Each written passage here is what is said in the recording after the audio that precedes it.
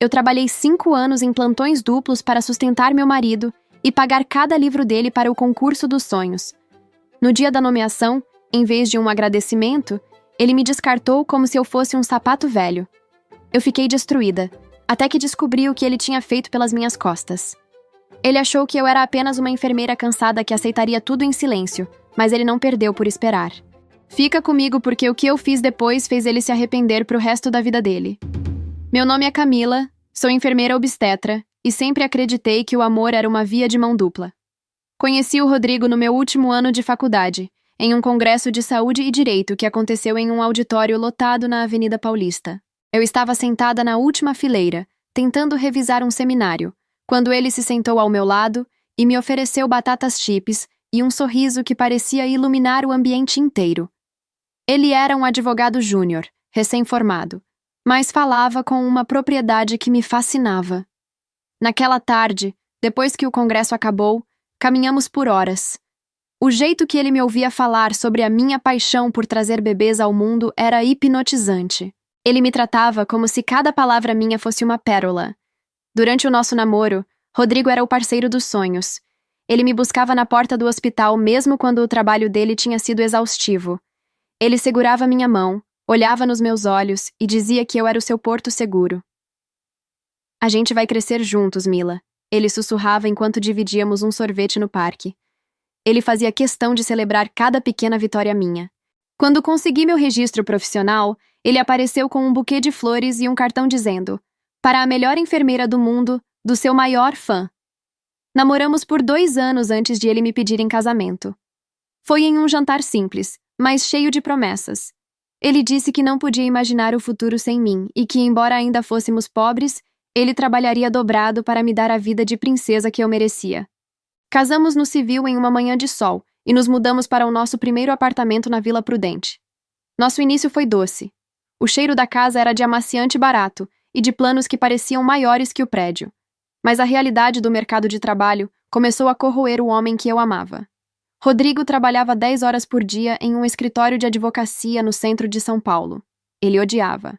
Chegava em casa com uma energia pesada, jogando a gravata no sofá com um ódio que me assustava. "Camila, eu não nasci para ser peão de luxo ganhando 5.000 reais por mês." Ele explodiu uma noite, enquanto eu tentava massagear os ombros dele. "Eu vi o edital para auditor fiscal. É o topo. 25.000 de salário inicial. Mas eu preciso de tempo para estudar. Não dá para passar trabalhando naquele escritório de merda." Eu olhei para ele e vi o desespero. Eu o amava. Queria vê-lo realizado. "Se você acha que consegue, Rodrigo, eu estou com você. Você sai do escritório e foca 100% nos estudos. Eu seguro as pontas," eu disse. Naquele momento, eu não sabia que estava assinando minha própria sentença de exaustão. Rodrigo pediu demissão na mesma semana. E foi aí que a nossa vida de casados começou a morrer para dar lugar ao projeto dele. No primeiro mês, ele ainda fazia questão de preparar o jantar para quando eu chegasse do hospital. Mas aos poucos, o Rodrigo marido foi dando lugar ao Rodrigo concurseiro. O segundo quarto da nossa casa não era mais um quarto de hóspedes. Virou o bunker dele, um lugar onde o tempo parecia parar. Eu saía para o hospital às 6 da manhã e, quando voltava, o apartamento estava mergulhado em um silêncio absoluto. Eu não podia ligar a televisão, não podia falar ao telefone e, muitas vezes, evitava até usar o liquidificador. Mas ele nunca me proibiu de fazer as coisas de forma grosseira. Ele fazia algo muito mais eficaz. Ele me pedia com aquele olhar de quem estava sofrendo pelo nosso futuro: "Mila, meu anjo, você sabe que eu amo o som da sua voz, mas eu estou em uma fase tão crítica da matéria de contabilidade. Qualquer ruído aqui fora vira um furacão na minha cabeça. Você consegue segurar as pontas no silêncio só mais um pouquinho?" "É por nós. Eu juro que é por nós," ele dizia, saindo do quarto por apenas 2 minutos para me dar um beijo rápido na testa e voltar para a penumbra do escritório. Eu pedia desculpas, andava nas pontas dos pés e comia no pote de plástico para não fazer barulho de talher. Minha rotina tinha virado um campo de batalha silencioso. Como o meu salário de enfermeira no hospital não cobria todas as contas, eu comecei a trabalhar dobrado. Eu fazia meu turno de 12 horas no hospital, e nos dias de folga, em vez de descansar, eu corria para cuidar de idosos em domicílio. O Rodrigo sempre me agradecia com palavras lindas. Ele dizia que eu era a sócia majoritária do sucesso dele e que, quando o cargo viesse, ele passaria o resto da vida me compensando por cada hora de sono que eu estava perdendo por ele. E eu, acreditando em cada vírgula daquela lábia impecável, dobrava o plantão com um sorriso no rosto, achando que estava protegendo o homem da minha vida e o nosso grandioso futuro. Lembro de uma noite específica, cuidando de uma senhora que passou a madrugada agitada. Eu não dormi um minuto. Saí de lá direto para o plantão no hospital. Foram 36 horas sem fechar os olhos. Quando finalmente abri a porta de casa, exausta e com os pés latejando, encontrei Rodrigo sentado no sofá, com uma expressão de preocupação que partiu meu coração. Ele não gritou. Ele nunca gritava. O Rodrigo tinha uma voz calma, quase sedutora, que me fazia sentir que qualquer erro meu era uma tragédia para o nosso futuro. Mila, meu amor, você chegou. Que bom que você está aqui, ele disse, levantando-se e segurando as minhas mãos trêmulas.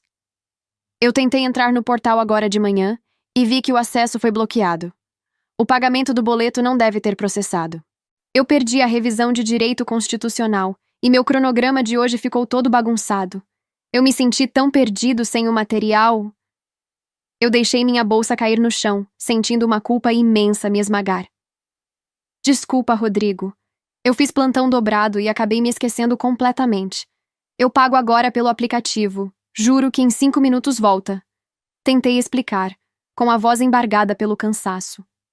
Eu sei que você está exausta, meu anjo. Eu vejo o quanto você trabalha por nós. É justamente por isso que me dói tanto ver um dia de estudo jogado fora. Cada minuto que eu perco aqui é um minuto a mais que você vai ter que trabalhar nesse hospital. Eu só quero passar logo para te tirar dessa vida, entende? Ele falou, me abraçando com uma ternura que me fazia acreditar que ele era a vítima da situação. Ele me agradecia, me beijava na testa e dizia que eu era o seu alicerce. E era por causa desse carinho, dessa lábia impecável, que eu fazia o impossível por ele. Eu recebia promessas de um futuro onde eu seria rainha. O custo, no entanto, continuava alto. Eu parei de comprar roupas, parei de ir ao salão, parei de visitar minha mãe para não gastar com passagem. Meus bicos pesados pagavam tudo: a internet, as apostilas e os cursos online. Com o passar do tempo, o Rodrigo, com aquele seu jeito persuasivo, me convenceu de que não dava mais para estudar na nossa casa. Mila, eu preciso ir para o cursinho presencial, que fica lá no Itaim Bibi. Não é por luxo, você sabe que eu não ligo para isso. Mas é lá que o conteúdo de verdade circula. É lá que os primeiros colocados estão. Você quer o melhor para nós, não quer? Ele perguntava, olhando no fundo dos meus olhos. Eu sabia que o custo de vida lá era o triplo do nosso, mas ele vendia aquilo como uma estratégia infalível. E tem outra coisa, meu amor. Networking é tudo nessa fase. Eu vou conviver com futuros juízes, auditores e delegados. Eu preciso me enturmar, criar conexões com gente que está no meu nível intelectual. Mas eu não posso aparecer lá de qualquer jeito. Eu preciso de roupas que passem credibilidade, ele explicou, enquanto me mostrava links de brechós de luxo. Eram camisas de grife e sapatos de couro legítimo de segunda mão. Ainda assim, custavam 1/3 do preço de um novo e continuavam caríssimos para o meu bolso. Mas o Rodrigo me convencia de que era um investimento necessário. Enquanto eu usava o mesmo par de tênis por 3 anos, colando a sola com super bonder para não entrar água nos dias de chuva, o Rodrigo desfilava no Itaim Bibi com o seu figurino de vencedor. Ele sempre me agradecia. Dizia que quando ele fosse auditor, eu teria os melhores sapatos do mundo. Eu pagava cada centavo, hipnotizada pela lábia dele, achando que estava investindo no nosso futuro. Eu via o jeito como ele me olhava quando eu chegava do hospital. Um olhar que misturava pena e um certo distanciamento. Mas eu achava que era apenas o peso da responsabilidade dele. Mal sabia eu que o Rodrigo já estava treinando para a vida que planejava ter sem mim. Ele estava apenas usando o seu dom de convencer as pessoas para garantir que a simples enfermeira continuasse pagando a conta até o último segundo. Foram 5 anos assim. 5 anos vivendo no limite da minha resistência física e emocional. Sendo o suporte silencioso de um homem que, dia após dia, se convencia de que era um rei em treinamento. Eu acreditava piamente que estávamos subindo aquela montanha juntos, mesmo sendo eu quem carregava toda a bagagem nas costas. No dia em que saiu a lista dos aprovados, meu coração quase saiu pela boca. Eu estava no meio de um plantão, escondida no vestiário das enfermeiras, atualizando o site da banca examinadora com as mãos suadas. Quando vi o nome dele lá, em quinto lugar, eu perdi o chão. Comecei a chorar de soluçar, uma mistura de alívio e a sensação de que, finalmente, a nossa vida ia começar. Saí do hospital mais cedo, comprei um vinho caro, que eu nem podia pagar, e cheguei em casa radiante. Encontrei Rodrigo sentado na mesa, olhando para o computador com uma postura ereta, quase majestosa. Ele já estava usando uma daquelas camisas de marca que eu tinha comprado no brechó de luxo do Itaim. Nós conseguimos, Rodrigo! Meu Deus, o seu nome está lá! Nós conseguimos! Eu gritei, correndo para abraçá-lo, esperando aquele abraço de urso que ele me dava no começo do namoro. Mas o corpo dele estava rígido. Ele me abraçou de volta com uma cortesia fria, quase como se estivesse abraçando uma fã distante. Ele se afastou devagar, segurou meus ombros e me olhou com uma calma que me deu calafrios. Mila, eu consegui. Foram anos de uma renúncia intelectual que poucas pessoas entenderiam. Eu abdiquei de tudo, foquei cada neurônio nesse objetivo. O mérito de ter suportado essa pressão mental, isso é algo que só quem sentou naquela cadeira sabe o que é. Ele disse com um sorriso de lado que não chegava aos olhos.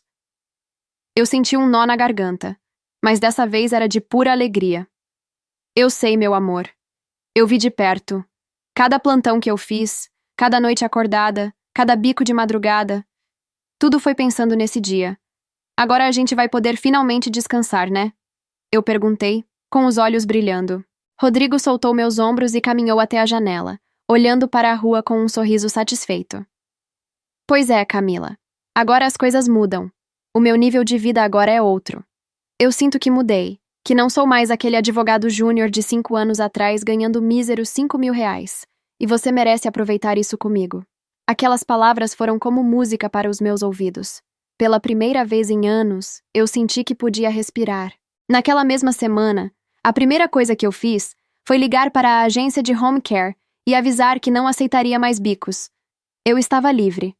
Fui até o RH do hospital e marquei minhas férias acumuladas para o mês seguinte. Eu queria estar 100% disponível para celebrar a nova fase do meu marido. Nesse meio tempo, enquanto esperávamos a convocação oficial, Rodrigo vivia na rua. Ele dizia que precisava resolver documentações complexas, abrir contas específicas, organizar a burocracia do cargo e fazer reuniões de networking com os novos colegas. Às vezes ele passava a tarde toda fora, mas eu não desconfiava de nada. Eu achava que era o mundo dele se expandindo, e eu estava feliz por ele. Para coroar nossa vitória, 3 semanas depois da aprovação, nós viajamos para um resort all-inclusive na Bahia. Eu usei cada centavo das minhas economias e o dinheiro das férias que vendi no hospital para pagar aquele pacote. Foi a primeira vez em anos que eu não precisei olhar o saldo da conta antes de comprar alguma coisa, mesmo sabendo que era o meu cartão de crédito que estava ali na recepção. Estávamos em uma suíte de frente para o mar, com lençóis de 1000 fios e todo o luxo que eu sempre achei que nunca teria. Eu olhava para os valores das diárias e sentia um frio na barriga, mas logo pensava, tudo bem, Camila, daqui a pouco o Rodrigo recebe o primeiro salário de 25.000 e ele vai me devolver tudo isso em dobro, como sempre prometeu. Lá, o Rodrigo era o marido perfeito. Ele me tratava bem, me levava para jantar à luz de velas e dizia que aquele era apenas o começo da nossa nova vida de elite. Eu me sentia a mulher mais sortuda do mundo. O esforço de 5 anos tinha valido a pena. O cansaço crônico parecia ter ficado lá em São Paulo. Eu olhava para ele na beira da piscina, tomando um uísque caro, enquanto ele usava seus óculos escuros de marca, e eu pensava com orgulho, nós vencemos. Eu mal podia esperar para voltar, ver a posse dele e finalmente entregar o bastão de provedora. Eu achava que o meu tempo de sacrifício tinha acabado e que agora era a minha vez de ser cuidada. Voltamos da viagem renovados, até que chegou o dia da convocação oficial no Diário Oficial. Eu acordei cedo, fiz um café da manhã especial e chamei o Rodrigo para olharmos juntos os detalhes da nomeação. Mas quando abri o site, o clima mudou instantaneamente. Rodrigo não estava sorrindo. Ele estava sério, com o celular na mão, digitando freneticamente. Mila, senta aqui. Precisamos conversar sobre como vai ser daqui para frente, ele disse, com uma voz fria que eu não reconheci. A voz dele não era apenas fria, era cirúrgica. Sabe aquele tom de voz que um médico usa para dar uma notícia ruim, mas sem demonstrar nenhuma emoção? Foi assim que o Rodrigo começou a falar. Eu ainda sentia o cheiro do café fresco na mesa. a brisa da manhã entrando pela janela, e o meu coração ainda estava acelerado com a contagem regressiva para a nossa nova vida. Mas para ele, a nossa vida já era passado. Camila, eu refleti muito durante esses dias na Bahia. Estar lá, naquele resort, vivendo aquela experiência de alto nível, me fez entender que eu mudei. O concurso não foi apenas uma prova para mim, foi uma evolução de classe. Eu não sou mais a mesma pessoa de 5 anos atrás. Ele começou, sem desviar os olhos do celular que não parava de vibrar sobre a mesa. Eu senti um calafrio. Rodrigo, eu sei que você mudou, você se esforçou, você cresceu, e eu estou aqui do seu lado, pronta para essa nova fase. A gente finalmente vai poder comprar nosso carro, sair desse apartamento. Ele me interrompeu com um gesto de mão, um movimento de pare que me deixou muda. É exatamente sobre isso que eu quero falar.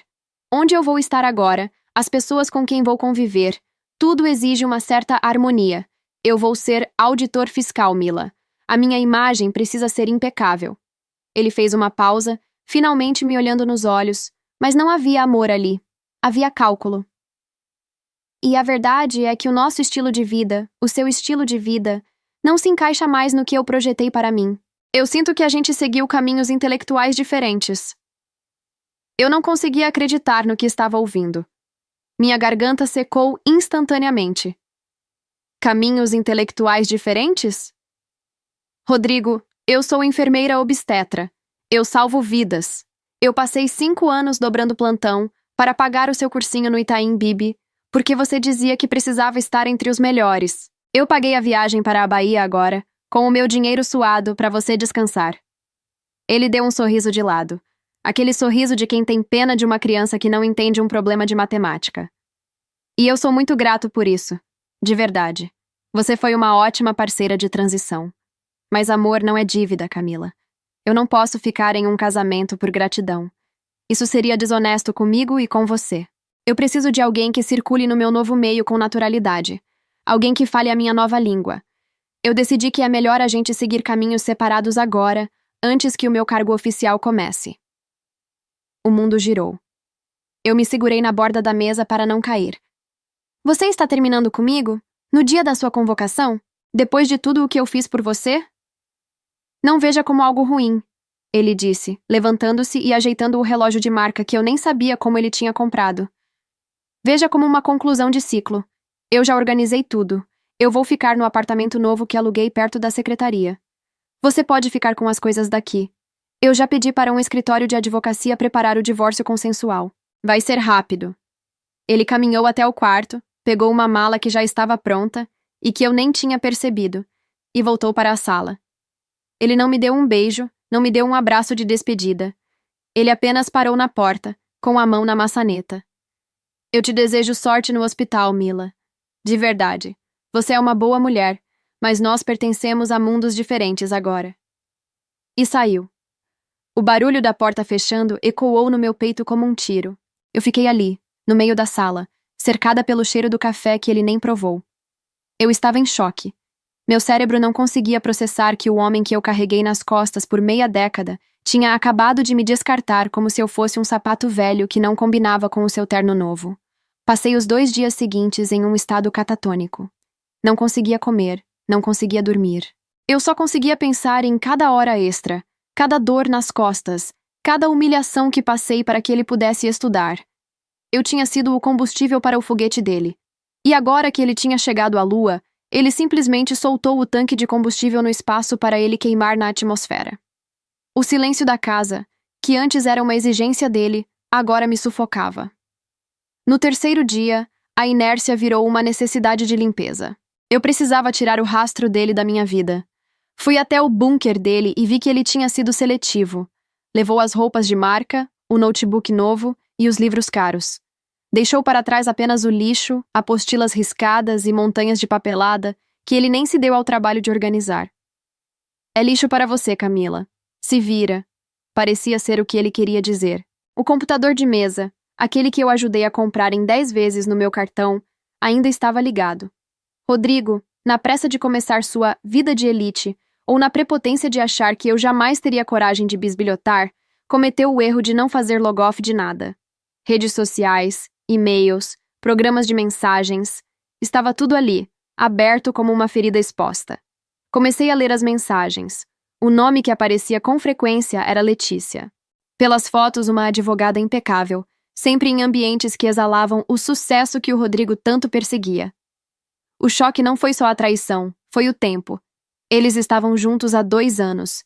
2 anos de juras de amor, de planos e de uma vida paralela que acontecia enquanto eu estava em um plantão de 12 horas ajudando pacientes ou auxiliando partos.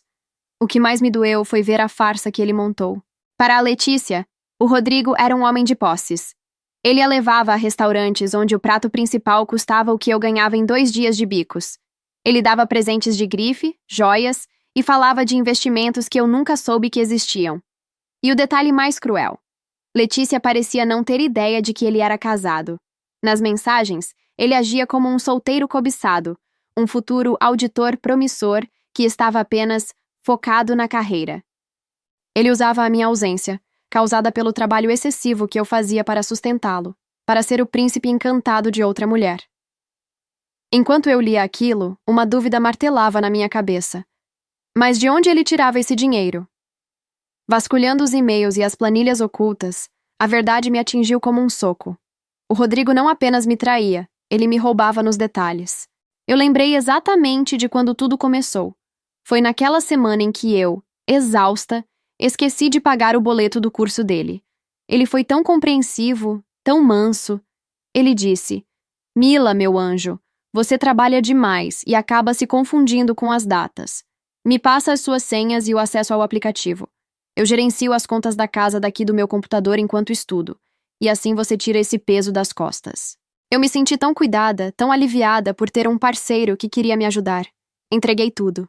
Mal sabia eu que estava entregando a chave do cofre para o ladrão. O Rodrigo superfaturava cada livro que eu pagava. Ele me pedia R$ 800 para um curso, mas usava um cupom de desconto e ficava com 600 para gastar com a Letícia. Como era ele quem geria o meu aplicativo do banco, ele desativou as notificações de gastos no meu celular. Eu nunca via as faturas. Eu confiava cegamente quando ele dizia que o custo de vida estava subindo e que precisávamos de mais dinheiro para o material dele. Eu fazia mais bicos, mais plantões, para sustentar os jantares dele com outra mulher. Mas o golpe final apareceu em um e-mail recente. Confirmação de empréstimo pessoal.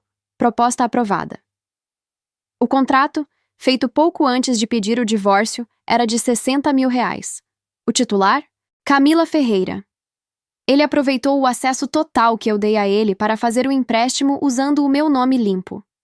Ele pegou o dinheiro para financiar a saída dele da nossa casa, para dar o depósito do apartamento novo dele com a Letícia e para manter a pose de rico nos primeiros meses de auditor. Eu fiquei ali, olhando para aquela tela, sentindo um asco profundo. Ele me usou até o último centavo. Ele me transformou em uma máquina de fazer dinheiro para bancar a fantasia dele. Fechei o computador devagar. A Camila que chorava tinha morrido ali. O Rodrigo achava que eu era fraca, mas ele esqueceu que eu sou enfermeira. Eu lido com a vida e com a morte todos os dias. Eu sei exatamente onde o corpo humano é mais vulnerável, e agora, eu sabia exatamente onde o futuro dele era mais frágil.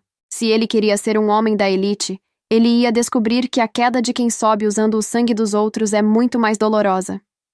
Depois de descobrir o empréstimo, a minha dor se transformou em uma lucidez assustadora. Eu não podia agir por impulso. Se o Rodrigo era um advogado que agora conhecia as engrenagens do Estado, eu precisava de alguém que soubesse desmantelá-las. No dia seguinte, procurei um escritório de advocacia em uma região nobre. Eu queria alguém que não se intimidasse com o cargo de auditor. Procurei o Dr. Marcos, um advogado conhecido pela sua agressividade em casos de fraude patrimonial. Quando mostrei a ele o rastro que o Rodrigo deixou no computador e o contrato de R$ 60 mil, ele foi direto.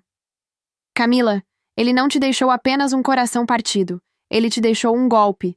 Vamos agir agora, antes que ele tente ocultar o que comprou com esse dinheiro. Demos entrada no divórcio com um pedido liminar de urgência para o bloqueio de bens. E, o mais importante, registramos um boletim de ocorrência por estelionato sentimental e fraude digital. O Dr. Marcos foi enfático. Ele é advogado e agora é auditor. Ele sabe que a idoneidade moral é requisito para o cargo.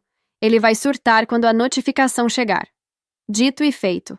Eu estava saindo de um plantão noturno, com as olheiras fundas e o corpo implorando por sono, quando o meu celular começou a tocar. O nome Rodrigo brilhava na tela. Atendi, e antes que eu pudesse dizer alô, a voz dele explodiu do outro lado, descontrolada. Camila, você ficou completamente louca? Ele gritava, e eu podia ouvir o barulho de papéis sendo amassados. Acabei de receber a notificação do processo e o aviso da delegacia. Você tem noção do que isso significa? Eu estou em estágio probatório na Secretaria da Fazenda.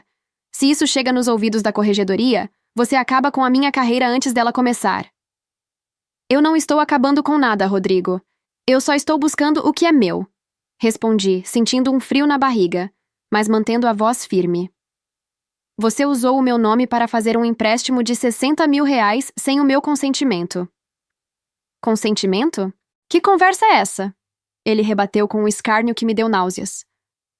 Nós éramos casados sob comunhão parcial, Camila. Estude um pouco antes de querer me ferrar. Pela lei, as dívidas contraídas na constância do casamento são partilhadas meio a meio. Não importa se o nome está no seu ou no meu. Esse empréstimo foi feito pelo casal, para a nossa manutenção. Eu vou provar que esse dinheiro foi usado para despesas da casa e para a nossa viagem na Bahia. Você vai ter que pagar metade dessa dívida, sim. A cara de pau dele era de outro mundo. Ele estava tentando usar o direito, a mesma ferramenta que eu ajudei ele a dominar, para me forçar a pagar pela vida de luxo que ele levava com outra. Dívida de casal, Rodrigo? O dinheiro caiu na sua conta e no dia seguinte, você deu uma entrada de R$15 mil em móveis planejados para um apartamento onde eu nunca morei. Você comprou um relógio de luxo e pagou jantares para a Letícia. Eu disse, sentindo a raiva aquecer o meu peito. O juiz vai ver que nenhum centavo desse valor foi usado para pagar o nosso aluguel na Vila Prudente ou as nossas contas básicas. Isso é vingança, ele berrou. Você está fazendo isso porque é uma mulher abandonada, porque não aceita que eu venci na vida, que eu cheguei no topo e que você não tem nível para estar do meu lado agora. Você quer me destruir por inveja, por recalque. Mas você vai se dar mal, Camila. Eu sou auditor. Eu conheço a lei. Você é só uma enfermeira que não entende nada de patrimônio. Eu vou alegar que você assinou porque quis, e que agora está mentindo por má fé. Ele desligou o telefone. Nos dias seguintes, a irritação dele só cresceu. Ele tentou de tudo. Mandou o advogado dele propor um acordo generoso.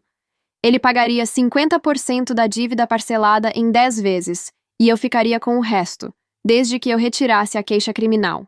Ele estava apavorado com a possibilidade de um processo criminal manchar a ficha dele logo no início do cargo público. Ele está tentando te intimidar, Camila, disse o Dr. Marcos na nossa reunião seguinte. Ele sabe que, juridicamente, a tese dele de dívida de casal cai por terra quando provamos o desvio de finalidade. Ele usou o dinheiro para benefício exclusivo de uma terceira pessoa e para si próprio, configurando fraude. E o fato de ele ser advogado e auditor só agrava a situação, pois ele tem o dever ético de conhecer a ilicitude do que fez. Eu não procurei a Letícia. Muitas amigas me mandavam prints das redes sociais dela, onde ela postava fotos de flores e legendas sobre novos começos. Eu não sentia ódio dela. Ela era apenas o troféu que o Rodrigo achava que merecia, mas um troféu comprado com dinheiro roubado não tem valor. Eu não queria destruir o noivado dele por ciúmes. Se o noivado acabasse, seria uma consequência natural da falta de caráter dele.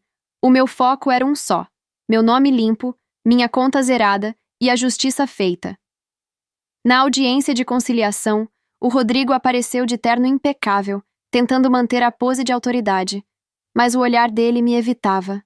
Quando o juiz perguntou se havia possibilidade de acordo, o advogado dele tentou novamente a tese da dívida compartilhada. Eu olhei para o Rodrigo e vi o homem por quem eu trabalhei 36 horas seguidas. Vi o homem que eu carreguei nas costas, e percebi que ele não era grande.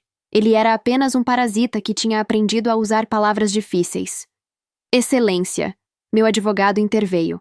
Temos aqui o rastreamento do dinheiro. O réu transferiu o montante para uma conta pessoal e utilizou para gastos de luxo com uma amante, enquanto a autora trabalhava em regime de plantão. Além disso, temos as provas de que a assinatura digital foi feita enquanto a autora estava em cirurgia, provando que ele se aproveitou do acesso aos dispositivos dela para cometer a fraude. O juiz olhou para o Rodrigo com uma severidade que fez o auditor murchar na cadeira. A lei que ele tanto amava estava começando a se fechar ao redor dele. Ele achava que eu era a âncora que ele tinha soltado para subir mais rápido. Ele só não percebeu que, ao cortar a corda, ele não ficou mais leve. Ele ficou sem chão. A audiência de instrução e julgamento foi o momento em que a realidade, fria e documental, o atropelou. O Dr. Marcos, meu advogado, não usou retórica barata. Ele usou ciência. Ele apresentou ao juiz um mapa da traição que não deixava margem para dúvidas. O ponto central foi o cruzamento da geolocalização do celular do Rodrigo com os registros de acesso ao aplicativo do banco. Excelência, começou o Dr. Marcos, com uma voz que preenchia a sala. No minuto exato em que este empréstimo de R$60 mil foi contratado, através de reconhecimento facial e assinatura digital, a senhora Camila estava no bloco cirúrgico do hospital em que trabalha. Temos aqui o registro do ponto, o prontuário assinado de uma cesariana de emergência e o testemunho da equipe médica. Ela estava com as mãos ocupadas salvando uma vida, enquanto o sinal do celular do réu mostrava que ele estava confortavelmente instalado no Wi-Fi da residência do casal, simulando a presença da esposa para subtrair seu crédito. O silêncio que se seguiu foi cortante. Eu olhei para o Rodrigo. Pela primeira vez em anos, ele não tinha uma resposta pronta. Ele não tinha um artigo de lei para distorcer. Ele era apenas um homem pequeno, escondido atrás de um advogado que já começava a fechar a própria pasta, percebendo que a causa estava perdida. O juiz proferiu a sentença ali mesmo, na esfera civil. Declarou a inexistência total da dívida para mim, transferindo o débito integralmente para o CPF do Rodrigo, além de condená-lo ao pagamento de danos morais que, somados, custariam a ele anos de trabalho. Mas o golpe fatal não veio da sentença do juiz. Veio da moralidade administrativa. Conforme o Dr. Marcos havia orquestrado, as provas da fraude digital e o boletim de ocorrência por estelionato sentimental foram enviados diretamente para a Corregedoria da Fazenda Estadual. Rodrigo ainda estava no período de estágio probatório. Naquele estágio, o servidor não tem a estabilidade dos veteranos. Ele vive sob uma cláusula de barreira chamada idoneidade moral. O Estado não pode permitir que um auditor fiscal, alguém investido do poder de fiscalizar contas, aplicar multas e lidar com a fé pública, seja um indivíduo que frauda o acesso bancário da própria esposa e falsifica assinaturas digitais para financiar uma vida dupla. A Corregedoria abriu um processo administrativo disciplinar, PAD, em rito de urgência. Imaginei a cena repetidas vezes. O Rodrigo chegando para trabalhar, sentindo-se o dono do mundo, sendo chamado à sala da chefia e saindo de lá sem o crachá, sem o acesso ao sistema e sem a dignidade. Antes mesmo de completar seu 5º mês de exercício, sua nomeação foi tornada sem efeito. Ele não foi demitido. Ele foi declarado inapto para o serviço público. O sonho dos R$25 mil mensais, das mesas de reuniões importantes e da ascensão social que ele planejou às minhas custas, evaporou como fumaça em uma tarde de chuva. Quanto a Letícia, o fim não veio por uma conversa civilizada ou por uma descoberta íntima. Veio com o som estridente da televisão ligada no horário nobre. Ela era uma advogada de carreira, frequentadora de círculos onde a reputação é o bem mais precioso, e jamais imaginou que o homem com quem planejava casar se tornaria o rosto de um crime em rede nacional. Tudo ruiu em uma tarde de terça-feira. Eu estava no hospital quando as mensagens começaram a chegar. O Dr. Marcos tinha conseguido que uma equipe de reportagem investigativa se interessasse pelo caso. Um estelionato sentimental, envolvendo um auditor fiscal, era o prato cheio para o jornalismo policial. A imagem do Rodrigo, aquela mesma foto da posse onde ele sorria com arrogância, apareceu no telão do Cidade Aberta. A tarja vermelha ocupava metade da tela em letras garrafais. Auditor fiscal estelionatário. O parasita que usou a esposa para chegar ao topo. O repórter Luiz Batman não poupou detalhes. Com um tom indignado, ele narrou a história que eu vivi no silêncio do meu cansaço.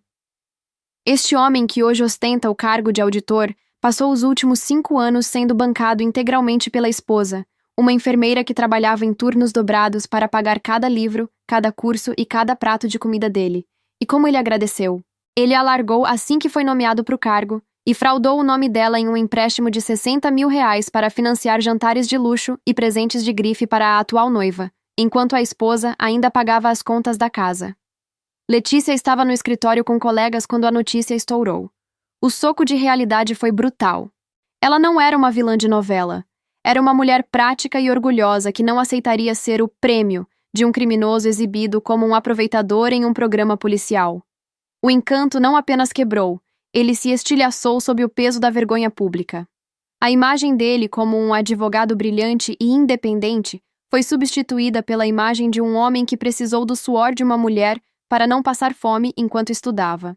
Ela nem sequer atendeu às ligações desesperadas dele. Rodrigo tentou explicar, tentou dizer que a reportagem era mentirosa, mas a resposta dela foi uma mensagem curta, fria e definitiva, enviada enquanto o programa ainda estava no ar. Não me procure. Você não é um vencedor, Rodrigo. Você é um parasita que me usou como troféu e usou a sua esposa como caixa eletrônico. Meus advogados cuidarão de qualquer tentativa de contato seu. Você é uma vergonha. No dia seguinte, a humilhação dele se completou. Um motoboy parou em frente à casa da mãe do Rodrigo, onde ele tinha se refugiado após ser escorraçado do apartamento onde pretendia morar com a noiva.